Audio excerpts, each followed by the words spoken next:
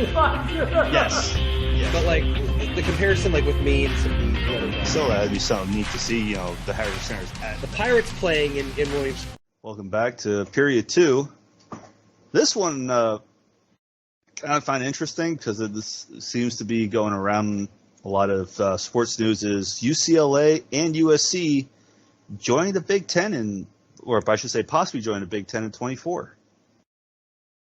Yep, they're preparing to leave the Pac-12 and go over to the Big Ten.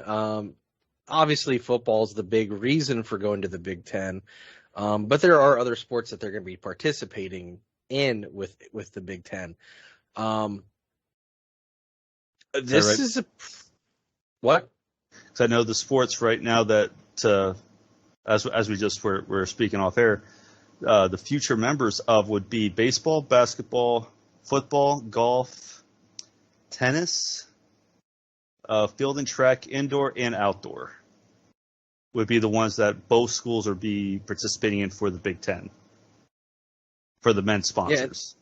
Yeah, and while we were talking off air, I think it's really interesting that out of all the schools in the Big Ten, only 3 participate in every sport as a Big Ten member.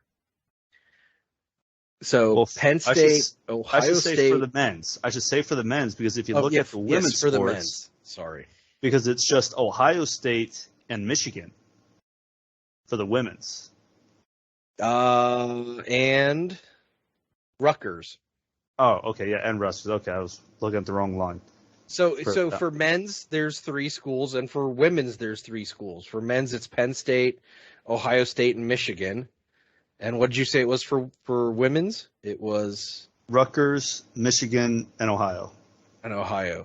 So those for both men's and women's, there's 3 schools each that participate in all 14 available sports for the Big Ten. Every other school participates in anywhere from 11 to 8 different sports per gender.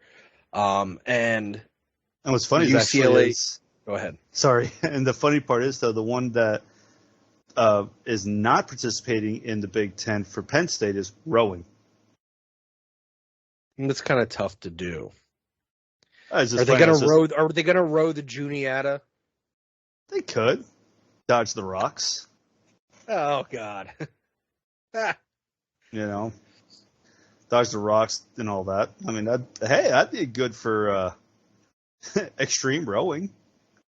Extreme rowing, Jesus. So this was really shocking when I saw it come out.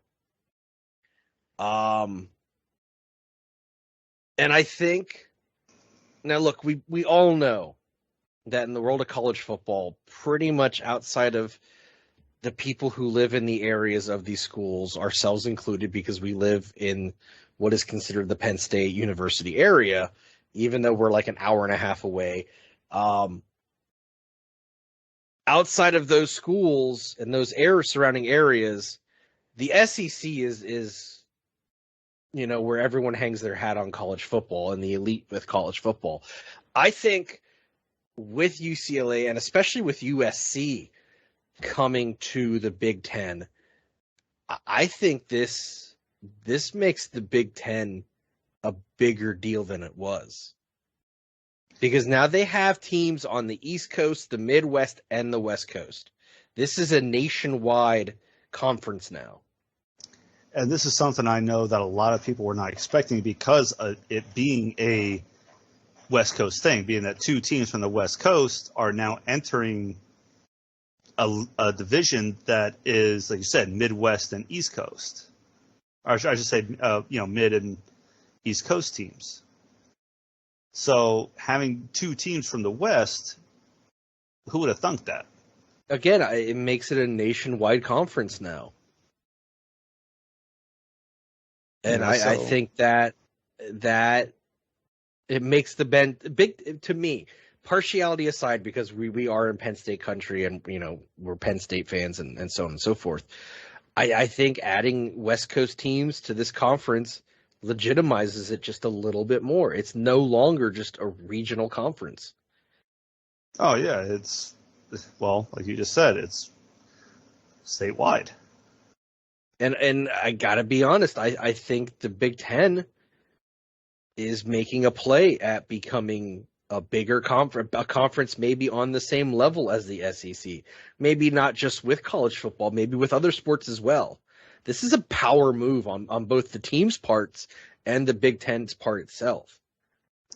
It's going to be interesting to see how this all plays out because of just something you normally don't see. Right. So. I mean, this is, I think, wholeheartedly unexpected. But I think it's interesting, and this is a big deal. Yeah, I just find it interesting how, because wasn't USC for the longest time like high up there? They were a powerhouse for quite a few years, yeah. Yeah, that's what I mean. They were a big powerhouse in college football. Normally ranking within the top 5 on average, I want to say. For a few years there, they were, again, a powerhouse. They were a powerhouse with football. Let's see what we can find here. Let's see here. They have 11 national titles, 2003, 2004 being the most recent. Their all-time record is 878 wins, 354 losses, 54 ties, well over 500. And they've been with the Pac-12 since 1959. So that is quite a long time. Yes. To be there and to now be moving on to something new. I was going to say, those Pete Carroll seasons I remember them being a big deal.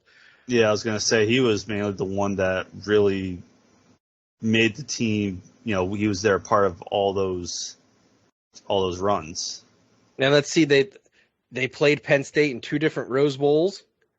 It's just in recent memory in 2008 and 2016. They've been in the Holiday Bowl against Wisconsin and Nebraska. So they've played other Big Ten teams, most recently in a bowl game, the Cotton Bowl Classic, 2017 against Ohio State. So, I mean, they're not an unfamiliar team to Big Ten teams, and Big Ten teams aren't unfamiliar to them. So it's not like it's shocking for this system to play against a Big Ten team. Try to say that 5 times fast. Go for it. Try it. Hell no. But no, yeah, it's definitely should be interesting to see how they're going to be within the Big Ten football organization, the whole group in general. Yeah. Because, like you said, it's not like they're not familiar with, with those types of teams. Yeah, I agree with you. Like I said, I just was shocked to even hear that they were even doing this. That was just a big shock. I mean, so was I. When I got that notification, I'm like, wow, this is, to me, I think this is a game changer. I think this changes the look of college football starting in 2024 in a big way. Because, I mean, if we look at it as a business, and that's a whole other controversy onto its own with the NCAA. Yeah. These conferences are trying to get the best TV deals that will give them the most viewers, give them the best time slots, and give them the most money. Well, that's what makes everything go around, is the money. And I think the SEC has that sweet deal with CBS. And I think, does the Big Ten have one with Fox now? They used to be ABC, but I think it's Fox now. Something like that, I think. Can't remember here. I'm looking it up right now. Yeah, I'm trying to find it myself too. Big Ten's current deals are with Fox and ESPN, and they pay them $430 million a year. And that is $200 million more than the Pac-12 receives per season. So there's another reason why they probably left to go to the Big Ten. That will do it. An extra couple million, why not? And per this article in The Atlantic, the Big Ten is expected to be the first college conference to be paid $1 billion annually in rights fees once USC and UCLA hit the Big Ten. So the Big Ten is shooting to be a powerhouse. To be the powerhouse. Yeah. To take over the SEC and be the powerhouse. So this is genius on their part.